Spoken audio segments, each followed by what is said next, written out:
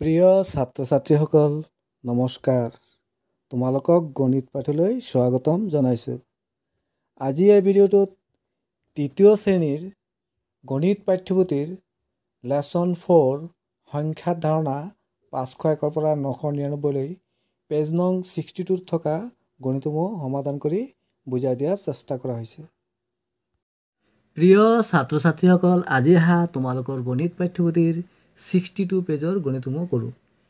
প্ৰথমটো আছিলে 50ৰ গোটত গণনা কৰিলে কি কি সংখ্যা পাওঁ লিখোৱা। 50ৰ গোটত তাৰমানে কি 50 50কৈ বাঢ়ি যাব। 50 আছে, 50ৰ লগত যদি আমি 50 যোগ কৰি দিওঁ কিমান পাম? 100। 100ৰ লগত যদি আমি আৰু 50 যোগ কৰি দিওঁ কিমান পাম? 150। সেইদৰে 150ৰ লগত 50 যোগ কৰিলে কিমান পাম? 200। 200ৰ লগত আমি 50 যোগ কৰিলে কিমান পাম? 250। এইদৰে ইয়াত আছে 300। 300ৰ লগত আমি 50 যোগ কৰিলে 350। আহাচোন চাই লওঁ অলপ। এতিয়া আমি 50ৰ গোটত গণনা কৰিলে ধৰা 300 সংখ্যাটো আছিলে আমাৰ। তো 300ৰ লগত আমি 50 যোগ কৰিলে 350 পাম। 350ৰ লগত আকৌ 50 যোগ কৰিলে কিমান পাম? তাৰপিছত 400। সেইদৰে 400ৰ লগত আমি আকৌ 50 যোগ কৰি দিলোঁ কিমান পাই যাম আমি? 450। সেইদৰে আমি 450ৰ লগত যদি আমি 50 যোগ কৰি দিওঁ 50ৰ গোটত আমি যিহেতু গণনা কৰিব লাগে কিমান পাম আমি? 500। এইদৰে আমি কৰিব লাগে। মৰমৰ ছাত্ৰ ছাত্ৰীসকল তোমালোকৰ গণিত পাঠ্যপুথিৰ এই 62 পেজটো মই এটা জেৰক্স কপি কৰি লৈছোঁ তোমালোকক বুজোৱাৰ বাবে। আহাচোন বুজাই দিছোঁ।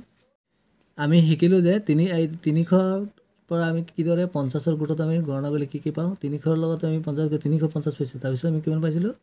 400। তাৰপিছত 450, 500। সেইদৰে আমি 550ৰ যদি আমি 50ৰ গোটত গণনা কৰোঁ তেনেহ'লে আমি কি কি সংখ্যা পাম? 550ৰ লগত 50 যোগ কৰিলে কিমান পাম? 500। প্ৰিয় ছাত্ৰ ছাত্ৰীসকল এতিয়া 550 আছে আমাৰ। 550ত যদি আমি 50ৰ গোটত গণনা কৰিলে আমি কি কি সংখ্যা পাওঁ? 550ৰ লগত যদি আমি 50 যোগ কৰি দিওঁ কিমান পাম? 600। সেইদৰে 600ৰ লগত 50 যোগ কৰিলে কিমান পাম আমি? 650। তাৰপিছত কিমান পাওঁ আমি? 700। তাৰপিছত 750। এতিয়া আহে 800 আছে।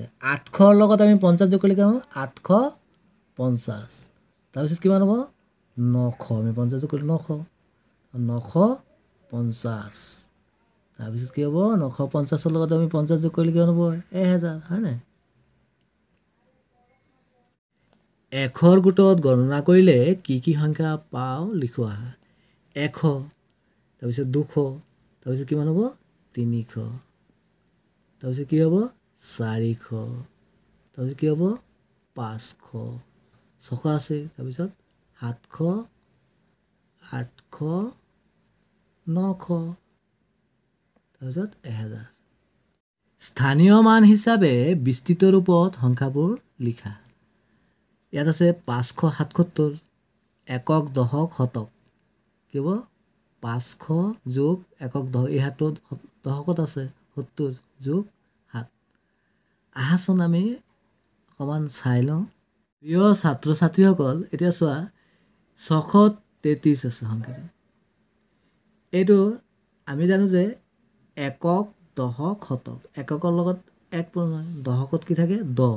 শতকত 100। তেতিয়া এইটো যদি আমি বিস্তৃত ৰূপত ভঙা কি পাম? একক, দশক, শতক। শতকলৈ কি হ'ব? 633টো আমি কিদৰে কৰিব লাগিব? 6 পূৰণ 100, তাৰমানে 600 যোগ একক দশক। এই তিনিটো দশকত আছে। 3 পূৰণ 10 যোগ এককত আছে 3 পূৰণ 1।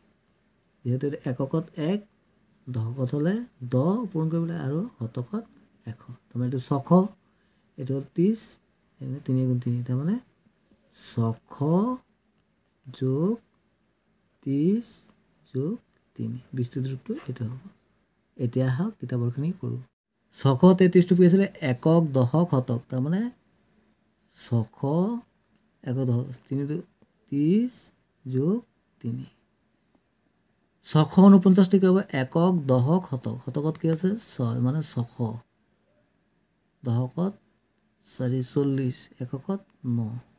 ঠিক এইদৰে এতিয়া একক, দশক, শতক। শতকত কিমান আছে? 7, তাৰমানে 700 একক দশক, দশকত 0। এককত শূন্য একক দশক শতক শতকত কিমান আছে 7 700 এক দশকত 4 এককত 9 তাৰপিছত ইয়াত আছে একক দশক শতক শতকত কিমান আছে 7 তাৰমানে 700 একক দশক দশকত 90 এককত 1 ইয়াত আছে 806 একক দশক শতক শতকত কি আছে 8 তাৰমানে 800 একক দশক দশকত কি আছে শূন্য লিখিলেও হ'ব কাৰণ শূন্যৰ লগত যদি আমি 10 পূৰণ কৰি কিমান হ'ব 10 শূন্য শূন্য হৈ যাব সেইকাৰণে শূন্য লিখিলেও হ'ব এককত কিমান আছে 6 একক দশক শতক 800 যোগ 20 যোগ 5 এইটো 800 যোগ 60 যোগ 7 এইটো একক দশক শতক শতক কি আছে 900 হ'ব